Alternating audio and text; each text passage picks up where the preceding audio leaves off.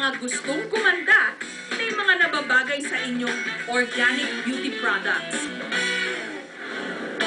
Negosyo ito ni Edelie. Nag-umpisa siya sa matinding pangangailangan. Nagkaroon ako ng anak na, nung nag 6 years old siya, nagkaroon siya ng sabi ng mga doktor, skin asthma daw. Marami naman pala na natural alternative. Mula Bacolod ang mga tanglad o lemongrass na ginagamit ni Edelie sa kanyang mga produkto. Puputulin ang mga dahon nito. Pakukuluan sa loob ng 1.5 oras para mapiga ang essential oil at tubig na taglay nito. Ito ang ginagamit ni Edelie sa kanyang mga produkto. Isa sa mga suki ni Edelie, Doktor.